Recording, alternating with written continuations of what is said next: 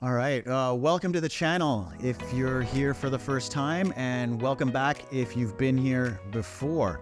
Today we have a very special guest. We have Chris Thompson here across the table from me from Equitable Life.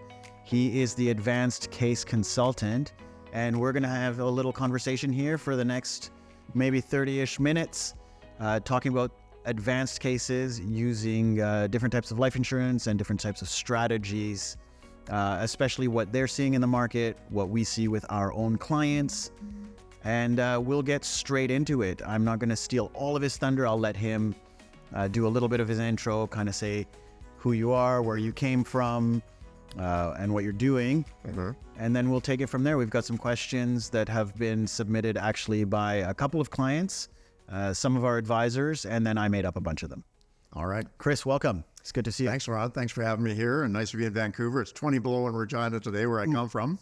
So nice to be in Vancouver. Yes. And no snow on the ground. Yeah. Thanks for having Coming me. soon. Coming soon. On Thursday, I understand, right? Yeah. Yeah. I'll be gone by then. So you've been in the industry for a long time now. Do you want to kind of tell us kind of where you are now, where you came from? Yeah, I started, this is my 40th year in the industry. So I started as an advisor in 1984 and spent the first 10 years with another company that called London Life, and then moved to another company called Crown Life when I moved back to Regina from London, Ontario. And Canada Life bought Crown Life, so I became part of Canada Life. So I was with Canada Life for 20 years. Okay. And then retired from Canada Life, and then joined Equitable Life in my current role, which is, they call it an advanced case consultant. So I've been with Equitable Life almost 5 years now. Okay. Insurance companies love the titles. So advanced case consultant, what does that mean? What do you do? Right? Like, what is it? And how do you define it? Yeah, common question. My job, Laurent, is really to help advisors in any way that I can, help them with their higher net worth clients. That includes high net worth individual clients as well as business clients, learning how to transition businesses within families, learning how to save taxes on the transition of wealth to the next generation, how to maximize that transition. So my job is quite a mix of different activities. I spend a lot of time training. I'll do seminars with advisors and walk them through all the steps of the process. I do a lot of work in person with advisors and their clients. So for Thursday morning, for example, I meet with a client and his advisor right here in Vancouver, talking about their wealth transition and how insurance might help them in that. So, and I do a lot, of course, in the new world. We just talked about that using Zoom and MS Teams. So that is a big part of what I do now. I live in Regina, so my biggest market is Vancouver. So I don't get here. I get here about every 4 to 6 weeks, but a lot of my work is done virtually, which is a wonderful tool.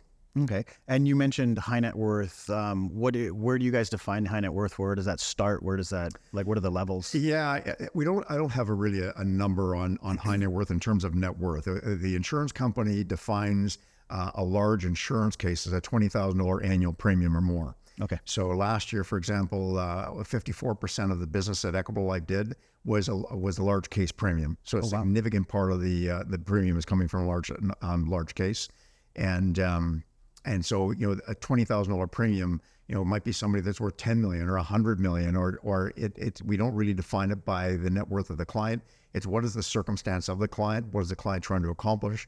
And can insurance be used as a tool to help them accomplish that objective? And so whatever premium comes out of that depends on their personal circumstances and objectives and what's appropriate for them. Right. Okay. That makes sense. And so, as you're working with these clients and you're seeing like the need is there, what are some of those needs that you're seeing? So like, for example, you're potentially talking to a client on Thursday. Yeah. Where does the insurance fit in, or like why would they need this? Yeah, my understanding of the situation I'm sitting in on Thursday is the client has sold his business. So so he's got a significant amount of capital tied up inside the company. And it's and much of that capital he's not going to need, or he and his wife are not going to need in their own retirement. So the question is, how do you extract that capital in a tax efficient manner to magnify the size of the amount of wealth passed on to their children or their grandchildren? So those ones are easy ones because you're dealing with cash. The more challenging ones, but the more interesting ones I find are the ones where families are trying to transition a business, an active business, onto the next generation. So when we've got a business being transitioned to the next generation, mom and dad at some point are going to exit. We're bringing in a child or children in as shareholders or owners of the business. But then often we have other children that are not going to be involved in business. So the question is, how do we properly or fairly recognize that group? So three things: how do mom and dad exit? How are we going to support them in their retirement, given their income needs? How do we transition the business to the kids that are running it? And then how do we recognize the non-business kids?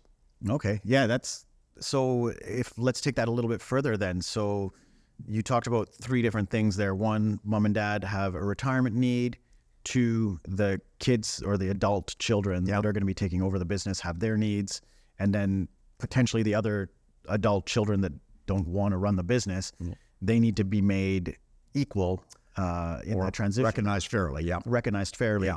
So let's start with the mom and dad then. How do you see making retirement income for them when in this transition? Yeah, sometimes that can be very challenging, because if you have a successful business, in many cases, mom and dad have taken the company's net income. So we're assuming we have a private corporation. Yeah. They've taken their net income and they've reinvested it back into the private company, because that's the investment they understand. They're getting a good rate of return on that investment. But now it's time for them to retire. They've been taking out dividends or T4 income over all those years, but now they want to retire. And in a lot of cases, they haven't created enough non-business wealth to retire on that. Right. So the question now is how do we generate income for them in retirement? And so in some cases, many cases, we have to use business equity to supplement their retirement income. And you've seen this. So in a lot of cases, what we do is we do something called an estate freeze. Right. We freeze the value of the company today. We freeze up the tax liability embedded in the shares of their company today. We use a family trust and create new shares in the family trust, so that the trust would own those new common shares. So all the future growth of the company is in those common shares in the trust. Right. And that buys us time to decide who's going to get those shares down the road. So you may not know which kids are going to run the company today, but that buys you time to figure that out. It buys you 21 years to figure that out. Right. And then so that, most people probably don't know that that's how you do it. A lot of people don't understand what an estate freeze is. Like, obviously this is our job, so we do. Yeah. What other types of professionals would be involved in here? So you're not setting up an estate freeze. You're not setting up a trust. How does somebody go about doing that? It's all hands on deck. We need to make sure that the lawyer's involved, so we have the wills are written properly. We have to make sure shareholder agreements are written properly and consistent with what's in the will. The insurance and the investment advisor play a very important role in many cases. The banker may play an important role. So there's many advisors involved in this whole process. And that's what I find most challenging, but also most rewarding in this marketplace, is that the cycle to help a client get from where they are today to where they want to be takes some time. Right. Because in many cases, you have a number of family members. In many cases, you have to help the family sort out what their objectives are, what it is that they really want to do. And then we need the lawyer on side. The lawyer has the job of writing out the agreements. The accountant has the job of figuring out what organizational structures we'll be using and what are the tax implications of that structure. Right. The insurance advisor is important, because the insurance advisor will then figure out whether or not insurance will help recognize non-business kids or pay the tax liability on those shares that we've frozen up and so on. So everybody's needed. The question is who's the person leading the charge on that team? So in some cases, it might be the accountant. In some cases, it's the investment and insurance advisor. But somebody needs to lead the charge on that team. Okay. And then, so spoke about the three different parties involved in this transition here. And so the next party that we're talking about is the adult children or a child that's going to take over the company. So what do we do with him or her? How does that guy play in? Well, there's a number of things that need to be transitioned. Anytime you're transitioning any kind of business, whether it's a farm business or a regular business, and I always say there's three things you transition. One is you're transitioning the work ethic. And so in many cases, I grew up on a family farm in Saskatchewan, and so the family farm, you're taught to work pretty early in life. You transition that work ethic pretty early in life. In many cases, that young children are working in their family's business doing something. So you're transitioning that work ethic. The next thing you're transitioning is actually transitioning the business itself. So how do we do that? So that's where we need the accountant and the lawyers figuring out how do we transition that business on, because we can transition, we can give shares away, but there's tax liabilities in doing that. A company might, a child might set up a company on their own, and their own company will buy shares back from mom and dad. So there's a number of ways to do it. We have to figure out what it is mom and dad are trying to accomplish, what they want to accomplish as a family, and then figure out what the optimal structure will be. So that's the last transition. And then the final transition is, or the thing we transition is the excess wealth. And so how do we transition wealth to the non-business kids? And so the challenging thing with a lot of business families is that most of the wealth is tied up in one asset. That one asset has to do three things: support mom and dad in retirement, support the child or children coming to the business, but also recognize the non-business kids. So it takes some work to figure all that out. Okay. And then in that third party, the adult children that are not participating in the business, then how do you recognize them? What does that even mean? Yeah, there's a number of ways. I've seen families that say we just don't have the capacities to recognize those kids at all. It's entirely up to the family. There's no such thing as a right or a wrong way to do it. Some families say, well, I'm giving a $10 million business or transitioning a $10 million business to my business child. Therefore, I should be giving $10 million of value to my non-business child. Well, that's not fair either, because the $10 million, the child running the business has to work the business and keep it successful. The child receiving $10 million of extra value doesn't have to work that asset to generate income from it. So the question is what assets do we have outside of the business that mom and dad aren't going to need in their retirement, and we can transition ultimately onto the kids? That might be a family cottage or a vacation property in the States or what have you. It might be residual value of RSPs or cash outside the business that mom and dad don't need. But in many cases, we need that value from mom and dad. So we can't give that away until mom and dad are gone. Right. Where insurance often comes into play is we can take an insurance policy and use corporate money to create another asset, a non-business asset. But we can buy that insurance inside the company. So the company pays for it. The company is the beneficiary of the policy. And then we can get that out to the non-business kids using various methods. So that will be part of their inheritance. Right. And then could they get that today, or you have to wait until mom and dad are not here anymore? In order to get the insurance benefit, the ultimate benefit, you have to wait until mom or dad or both of them die, depending on how you structure it. But in the meantime, the company may be able to use that asset for business use as well. Right. So that asset is now sitting inside the company. You simply moved after-tax income inside the insurance policy. The insurance policy has two components. It has an insurance benefit. It has a cash value, and that cash value can be used as equity to borrow against. So the business can borrow against that insurance and then reinvest it back into the company, and we have tax deductions and so on from doing that. Okay. And then, so as far as an advanced case consultant, if this is happening, right, we've got the family and there's a business transition, when do you get brought in, and how does somebody know, okay, well, now I need your expertise? Yeah, Laurent, I'm in many cases, I'm brought in right at the front end. So an advisor like you or other advisors that I work with, a lot of times I'll get an email or a call and say, Chris, I've got this family. I've approached them about the idea of doing some transition planning. Here's what I know about the family. So the advisor will tell me what they know about the family, what sort of planning has been done to this point. I'll ask them questions about organizational structure, family dynamics, who's in the family. Do they like each other? Do they like each other? When do mom and dad expect to retire? Is there disagreement between mom and dad as to what that goal should be?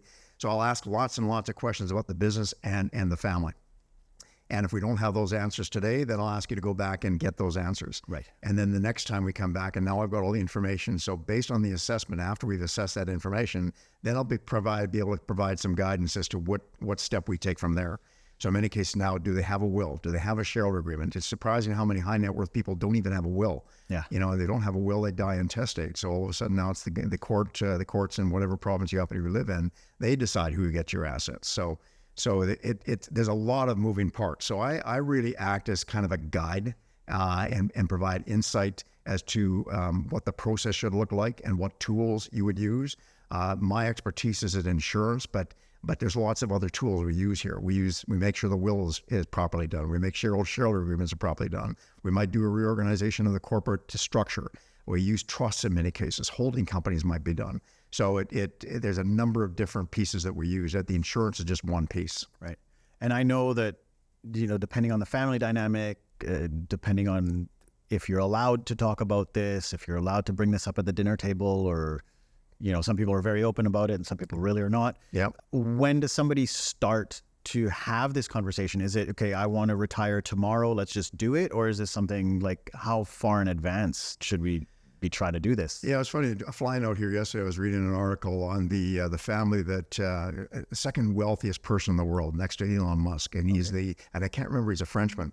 Arnaud. That's Arnaud. LVMH. He's owed $200 billion. Yeah. And, owns everything. And it's interesting to read the article because the kids talked about sitting at the dinner table, the breakfast table, and they said it was like getting an MBA in their own home. Right. Arnaud was training his kids to understand the business, and he knew that one day he'd have to succeed it to his children. He's got 5 kids. Yeah. So now all those kids have executive roles in the various forms parts of the company. And so he started at a very early age. So I think anytime you're in a business, if you're in a successful business, you're often thinking now, or you should be thinking, where's this going to go from here? Is this a business we're looking to sell at some point and cash out? Because if you're going to cash out, that's great. Now you have cash. So you'll know how much of that cash you'll need for your own consumption and how much you can give away. And there's ways to maximize that. If the business is a type of business like Arnaud's business, that business is not going anywhere. Once he dies, I think he's 70 some years old now. But that business is not going anywhere. So now he's really thought for many decades about how does he make sure that business stays in place, right, and all his kids are benefiting. So so to answer your question, it's not something I think most business owners, and it makes sense, most business owners, you have your head down and you're doing what you do best. You're working in your business, you're making money, you're growing your wealth, but sometimes you have to poke your head up and say, okay, where are we going from here? And let's make sure we have that, we're on track to get it is where we're going to go. Yeah, it's I don't know if you've looked up the website of what they own, lvmh.com. Yeah, Chanel and Louis Vuitton and 70 others. Yes, yeah, they own everything. They own 100. They employ 96,000 people worldwide. Yeah, so it's a massive organization. And they own the distribution as well. So they own Sephora, they own all their perfumes and all the makeup and stuff. But then they also own like DFS, which is the duty-free stores, airports. Yeah. They manufacture it, they market it, they sell it, they own the stores that you sell it in, and it's a fantastic business. And luxury jewelry, luxury liquor. Oh yeah. Anyways, we're way. So they have this. He has the same issues that every other business has in terms of family transition. It's just the scale is much greater. Right. And the complexity is much greater just because of the size. And the microscope. That's exactly right. And a public company is primarily run by a family, an individual family. Yeah. So most businesses are not that kind of business, not that size of scale. But the issues are exactly the same. If he wants to retire, he's going to have no trouble finding income in retirement. Right. But now, how do you transition that on? He's got 5 children. They all have executive roles. So I think anytime, if you have a business, which children do you think have the capacity and the ability to run your business? And I think a lot of kids would say, hey, do you want mom and dad's business when they retire? A lot of kids would say, well, yes, I want the business because it's very valuable. But do I want to do that business? And I use that with farming situation is that there's a difference between the kids that want the farm and the kids that want to farm. Right. And so do they want to farm? Do they want to do what you've been doing and what you've been building all those years? And that's the kid that you target to transition that business to. The other kids, you have to trim the family tree. They can't be part of the business. But does that mean we don't recognize them at all? We should probably recognize them to some extent so we have to maintain some family harmony. Most families are not happy to see one kid get all the wealth and the other kids walk away with nothing. Yeah. Well, and then when it comes to the estate, there has to be like an even distribution, right? Like an even distribution or a fair distribution, however that's defined, Laurent. And everybody defines that differently. I've seen situations where one situation I can think of when I was working with a farm family in Manitoba, and the farm the circumstances were very challenging. But mom and dad said to the 2 girls who weren't going to be part of the farm, the farm will give you a university education, and the boys take over the farm. But once you've got your education, that's the end of the obligation of the farm. And that was their decision, and everybody knew that. Okay. Yeah, it's super interesting. And right now, too, this time period where you're having like the end of the baby boomer retirement and then the beginning of the baby boomer expiry, I guess. And a lot of those businesses are not being transitioned or were never thought of to be transitioned. Yeah. So maybe they're being transitioned badly and causing problems versus causing happiness. Well, the statistics show that 20, 24, 25% of Canadian business owners that are 50 plus years old do not expect to transition the business to their kids, which is surprising to me. Most of them, half of them, expect to sell out at some point, sell to a third party or a competitor or a supplier or what have you. When you look at the farming community, 75% of the farming community expects to transition to the next generation. So it's just a different business. The culture is different. So if you're not looking, that's always the first question: is where's this business going? Is it staying in the family? Because if it's staying in the family, we have to figure out how it's going to do that, and how we recognize non-business kids, how you retire, and that can all be done. We just have to figure that out. If it's going to be cashed out, then that's great, because you're just converting your business assets into cash. And now we spend that cash in our retirement, then we transition the rest of it on to our kids and grandkids, and there's tax effective ways to do that. Okay. Switching gears a little bit here, or even staying on the thread though, but you talked about using different types of insurance products inside the corporation, and then potentially being able to use leverage to get money for that, whether that's inside the company or how do they use that. And you also mentioned that out of Equitable's premium deposits this year or last year, 54% of it was these kind of the larger kind of case. Yeah. You've been in this business now 40 years, you said. Obviously things change. There's been a couple of generational changes in that time. What do you see different today in 2024 from, say, 1994 of people using this type of strategies? We talked about this on the phone the other day, and it's an interesting question, because you see the amount of insurance business being done is climbing significantly, not just with our company, but across the industry. The type of there's two types of insurance products. There's temporary products, and then there's permanent products. A temporary product is really designed to solve a short-term need, like looking after your family or covering debt and so on. Most of the products that I use in my practice are permanent products, because we're addressing permanent issues, things like permanent tax liabilities or recognizing non-business kids and so on. It's a permanent issue. We need that asset there when you die. So how have I seen that change? The needs have always been there. Right. These needs have always been there. Nothing's changed at all. The scale of the need has gone up significantly. And I think it's, again, I'm a baby boomer. I'm right at the tail end of the baby boomers. A lot of baby boomers have built very, very successful businesses. We've been very, very fortunate as a generation to cruise through an economic growth period of certainly ups and downs, but a long period of economic growth. And a lot of people have grown big businesses. And I think the one of the big reasons why we're seeing so much growth in this market is credit to you guys in your practice. You're doing a much, much better job than my generation ever did in educating people on the opportunities and the issues. And I think about when I started in 1984, how did we reach out to the market? You had to pick up the phone and call somebody. And now with what we're doing here today, you can reach out to thousands of people, and they can safely view this video in their own home and then determine whether or not any of this conversation is relevant to them. If it's relevant to them, then they can reach out to you. So it's a nice, safe way for them to learn about something that 20 years ago, they actually had to sit in a room with an insurance advisor or investment advisor to learn about this. Right. And potentially be sold or not want to be.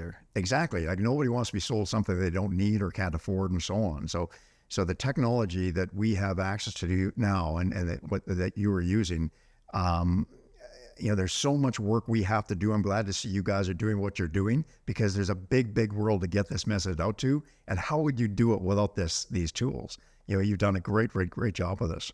Cool. Thank you. And then outside of like transitioning a business then, so a lot of these people that are putting in these, like the more than $20,000 premium deposits a year, what are like one or two other things that they're like other reasons or the why? Yeah, the simple ones are, you know what the most common question is that I get from a business owner?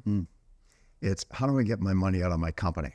Right. That's the most common question. I know you get that question as well. And what they're asking is how do I get my money out of my company tax-free? Yeah. And there's really no way or to less do than that. 50%. Or less than 50%. That's right. Yeah.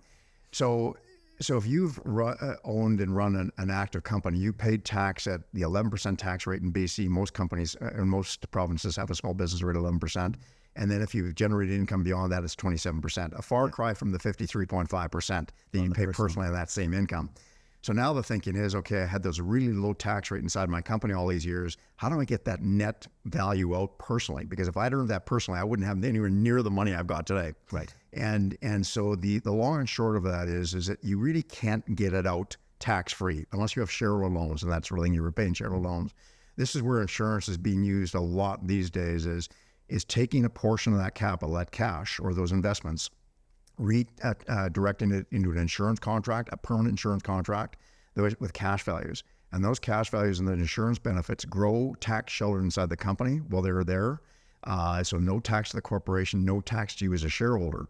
And then when you pass away, the company receives the insurance benefit, and through something called the capital dividend account, we can get that out largely or entirely tax-free when you die. So it's one of the last things we have available to us where we can actually extract capital out of a company in a very, very tax-efficient way. Right. So you're able to grow it, use it, pass it on. And pass it on tax-free. In a tax-free way. So when you think about it, if I've got $1 inside my company, I want to get that $1 out. I pay it out as a taxable dividend, so I net about 60 cents. But if I can buy an insurance policy with that $1, and that gives me $5 of benefit, and I can get that $5 out tax-free, that's a pretty attractive rate of return on that $1. And potentially use it in the meantime to do whatever you need to do. That's right. I can leverage against it. I can do policy loans against it, and I can take cash out of the policy if I wanted to. So it's not like it has to sit there as a dead asset until you die. It can be an active asset you use in your business, whether it be a real estate business or an active business or just a holding company. You can use that while you're alive, but the main benefit is that insurance benefit when you die. And then obviously you're with Equitable Life. Why are they coming to you? There's other life insurance companies where you can do permanent insurance. Why Equitable? Yeah, very, very fair question. I joined Equitable 5 years ago, and I retired from another very fine insurance company, Canada Life. And I was with them for a long time. And I believed when I retired from them, I'd never represented another company in the industry. I felt I was done.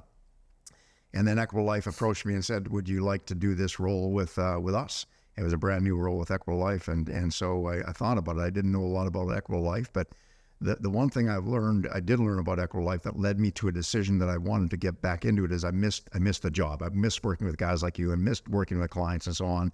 And I just wasn't ready to retire. I was 57 years old when I took that opportunity to retire. So, I jumped back into it. And the thing that makes Equitable attractive to me in my role is I've got a slightly different story to tell now than I had with the other companies that I represented. With the other companies I represented, they were publicly owned companies. Yeah.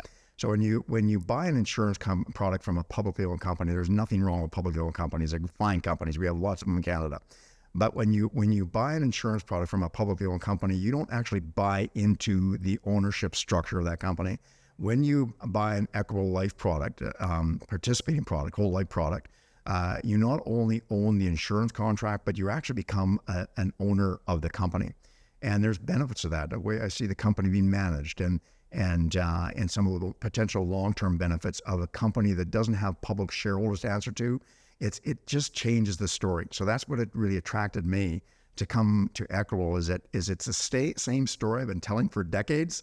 It's just a little different twist because the ownership structure is different. The people that buy an Equitable policy actually buy into the company and become an owner of the company. And it's managed differently as well. And when you don't have public shareholders and quarterly earnings to report and so on, you can manage your company a little bit differently. So it's a very, very solid company financially. And we have no distribution of any of the profit to public shareholders. So when you're a public company, of course, you have to make sure your public shareholders are receiving a decent rate of return on their investment. Otherwise, they don't stay with you. Right. With Equitable Life, we don't have that. All the profits come back into the company for the benefit of the policy owners that own the company. Right. And that's by being a mutual company That's right. That's the word terminology. Being a mutual company, there's two ownership structures. There's the mutual company that's owned by the policy holders, and then there's the publicly owned companies. So most of the companies in Canada today are publicly owned companies, very good, very fine, large companies. But they're owned by public shareholders, whereas we're pretty unique. It used to be prior to 1999, most companies are owned by the policyholders. Yeah. But then a lot of these companies demutualized. So they went from being owned by the policyholders to being owned by the public shareholders. Okay. Awesome. And just disclosure, my first whole life policy ever was an Equitable policy. Oh, really? I am also an owner, partial owner in Equitable Life, and I continue to have that policy. It's got good cash values in it, and I used those cash values a couple times in the last couple of years, actually one to renovate a house, and then the other one was to buy a car. Really? Yeah. Yes. Took a policy loan, bought the car cash, and then I'm actually paying back the policy loan. Yeah. Nice and simple. Yeah, a lot of people use Equitable policies for that purpose. You know, when you take a look at our participating fund, it's a $1.5 billion fund, and over 10% of that fund is policy loans. Yeah. So it's clients like you borrowing against their own policy to buy or do rentals or buy a car or take a vacation or what have you, and then paying that loan back into their own policy. Yeah. So a big chunk of that PAR fund is policy loans. Yeah, we do a lot of Equitable business. We send a lot of Good, thank you. policies that way, and the mutual story. We tell the mutual story, and it really helps. Some people really like it, that they're part of something. Yeah. And it's a different story. And that's what attracted me to this role, is that I'm doing this exact same thing I was doing with other companies. But it's just a slightly different twist on the message, is that clients that buy Equitable actually buy an ownership stake in the company. And to me, that does make it a bit of a difference. yeah, it's more solid, right? It adds some extra value there that company clients with other companies don't have. That doesn't make other companies bad companies. They're fine companies, fine products. This is just a little different. Right. So we talked about just some policy loans right now. One thing that I really like, and that makes these conversations a little bit more interesting versus just getting into the technical details of how these things work, but like it's talking about the people and what are they doing, what are the stories around it. So in the last little while here, you said, more than 10% of that 1.5 billion is out to policy loans to clients. So there's $150, $200 million of policy loans out there. What is that money being spent on? Maybe give one or two examples of what has somebody done in the last couple of years with that? Boy, because that's a policy loan. There's different ways to leverage against your insurance policy, as you know. There's a policy loan where you're actually borrowing from the insurance company using the equity inside your own policy, which is the cash value as security for that loan. Yeah. And so there's no financial underwriting. There's no financial risk assessment. We just send you a check up to 90% of the cash value of your policy, and you'll have that check within 3 days. So that's why it's so attractive. It's just so simple.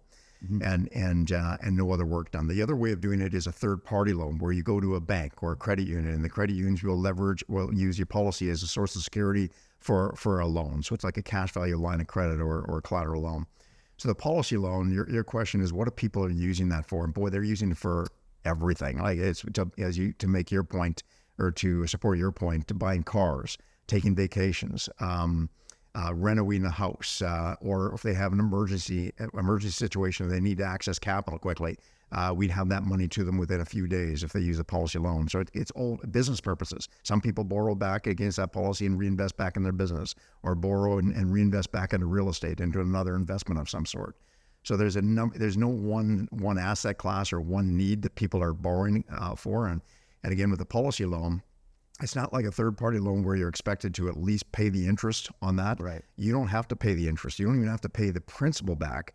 But once that policy loan exceeds 90% of the cash value, then we'd have a call on that policy. We need to make sure our security is okay, and you'd have to pay off at least some of that principal, or at least pay the interest, so that loan doesn't get any bigger.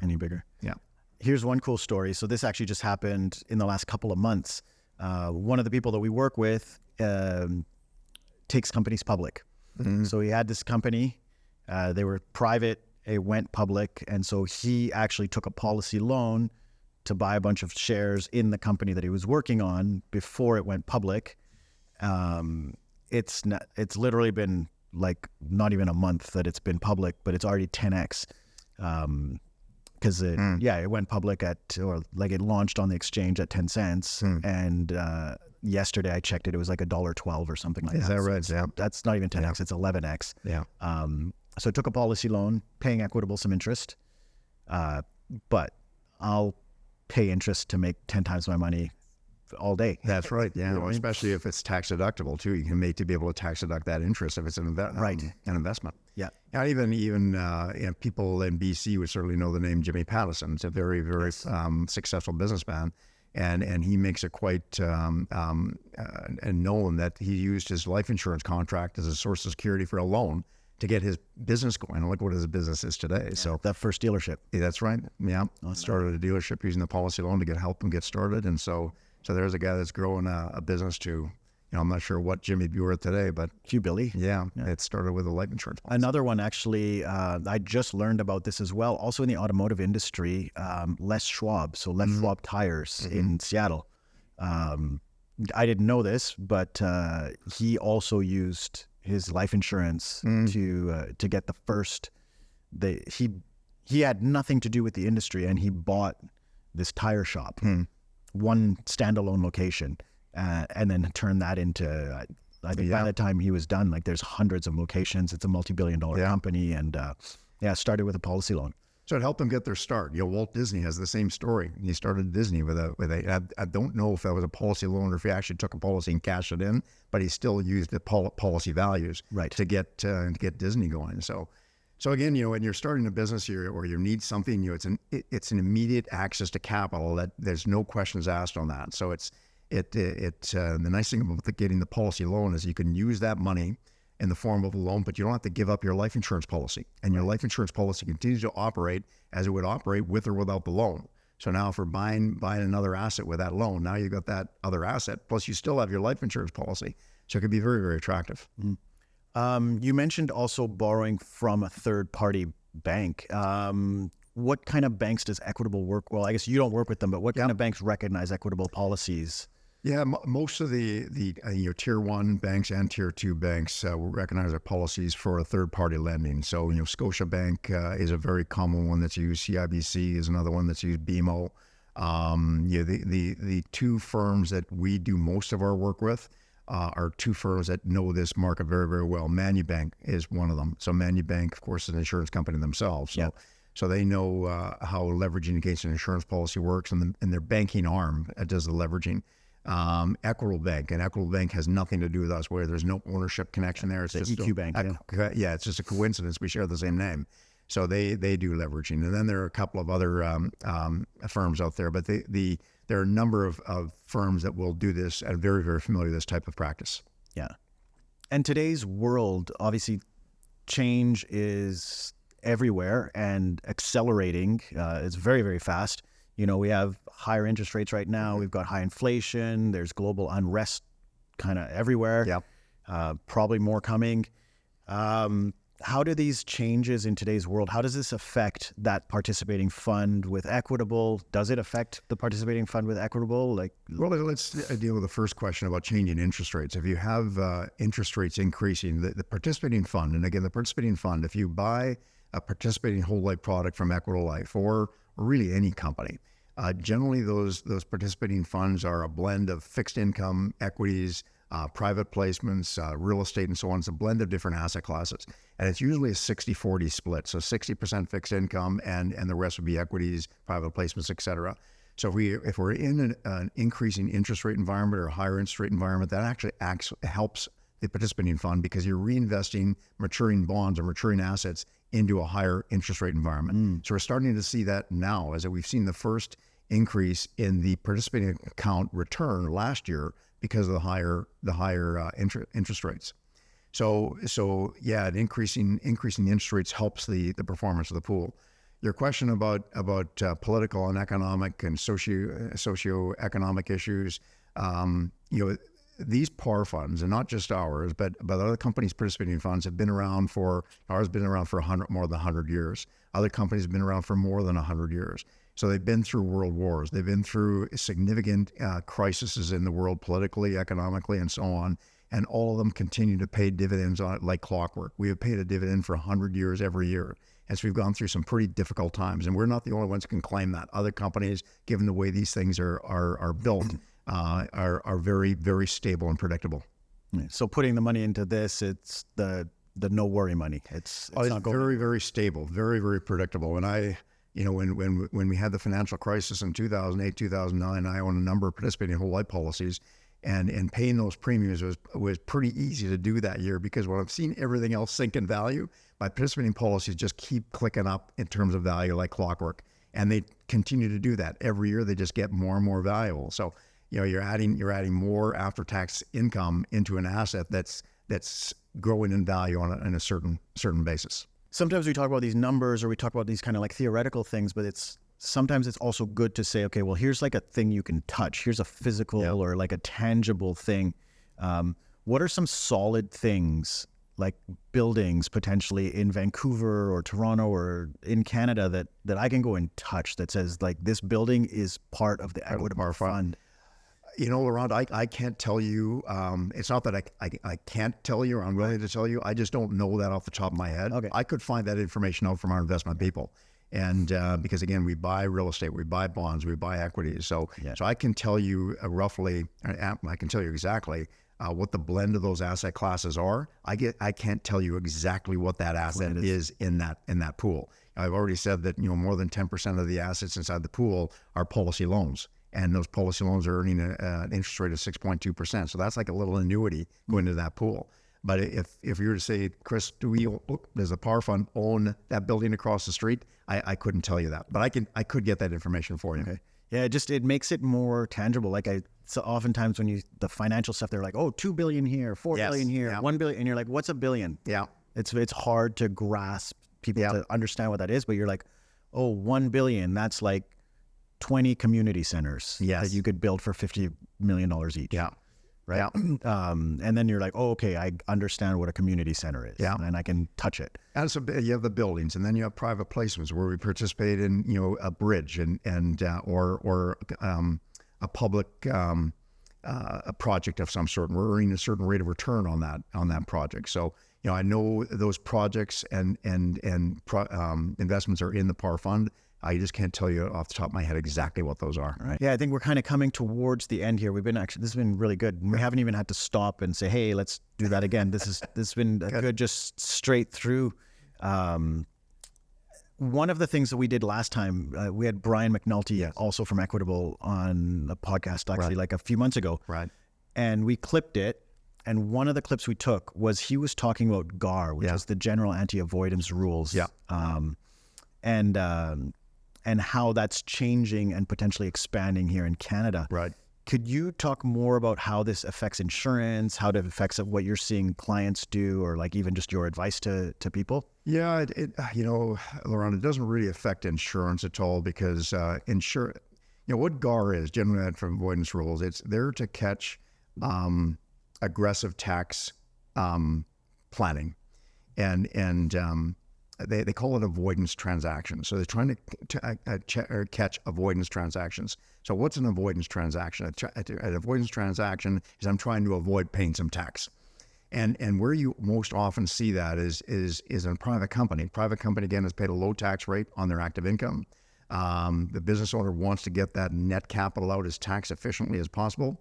And so there's a practice called surplus stripping. So we try and strip the assets out of the company at the capital gain rate versus the dividend rate. So now you've got an overall tax rate. By the time it comes out of the company, that's 20% lower than what it would have been had you paid a dividend on that. The Department of Finance wants that paid as a dividend. They don't want to pay it as a capital gain unless you have a bona fide sale of the shares, and those shares are qualified. So where GAR, and it's a good point, because what we're seeing in the tax world happening now is the government and government's Department of Finance, as well as the party in power, they're widening the net on catching people using aggressive tax planning strategies to extract value out of companies at a tax rate that's lower than what they think you should be paying. So for example, mandatory reporting is one of them. So it's part of GAR. So if an advisor and a client think they're involved in an avoidance or an aggressive transaction, they now have to, by law, report that to the government. So essentially, it's saying to the government, say, hey, look at me. I've just done something, or I'm planning on doing something here that might be an avoidance transaction or aggressive transaction. So they're doing their best to try and tighten that noose is not the right terminology, but trying to tighten that up to make sure that by the time money comes out of a private company, because all the government wants in the end is they want your top marginal personal rate. That's all they want in the end. And if we're using strategies to get around paying that top marginal rate, that's where they have problems with that. So that's where you're starting to see some of this stuff happening now, and it's all being legislated. There's two bills, the C-47 and C-59, are now focused specifically on that. How does that impact insurance strategies? Unless we're using insurance in a non-traditional way as part of that overall transaction, traditional insurance strategies don't aren't impacted at all by this. Yeah. Again, it's one of the few things. Insurance is one of the few things left now where you can use a financial product that's completely compliant with the Tax Act and extract value to a company in a very tax efficient way without any issues from CRA or the Department of Finance. Everything we do with regard to insurance planning inside private companies is consistent and compliant with the Canadian Tax Act. Right. Okay, good. Good to hear, because that's a big part of what we do as well. And this has come up in conversation. They're like, well, what does this mean? What is this doing? Usually it's with the party's other advisors, so potentially the lawyer or the accountant and stuff like that. And they just want to know, like, if I do this, is there a problem? And, we tell them, like, this is super basic, easy planning that's been possible for 100 years. You're just now finding out about it. Again, like what we talked about, because now we can put this video out for free on YouTube, whereas before you had to pay somebody expensive to tell you this. Yeah. And you had to sit there for hours and potentially buy something. Yeah. It's not, the insurance it's not exciting stuff. It's pretty consistent, pretty predictable. It's pretty boring. Yeah. But it gives you something in your portfolio and in your life that that this thing's going to deliver. And it is going to deliver in this way while I'm alive, and it's going to deliver in this way when I pass away. And in a world that's, as you said, we're living in a topsy-turvy world. How many things can you look at in your life and say, I have absolute certainty. I know this is going to happen in this circumstance. And that's what insurance does for us. It gives us that certainty and that predictability. And I think that's a calming thing for a lot of people. And when we have a tax bill to pay, or we have a family to look after, or a business to keep, or kids to recognize they're non-business kids and keep the family happy with each other, insurance plays a big part of that. Cool. I think on that note, we can probably wrap this. It's been a actually super interesting conversation. Well, thank you. Thanks for having me here today. Yeah, it was great. And to absorb like 40 years of knowledge on how to do this, it's great. And I think it's great for our audience. If you like what you saw so far, make sure you hit the like. If you have any questions, you can email them to us through our website, safepacific.com. You can leave a comment below. Somebody will answer it. And wanted to thank Chris from Equitable Life for being here and for your time. And, make sure that you subscribe to the channel, because we will see you next time. New videos come out every single week.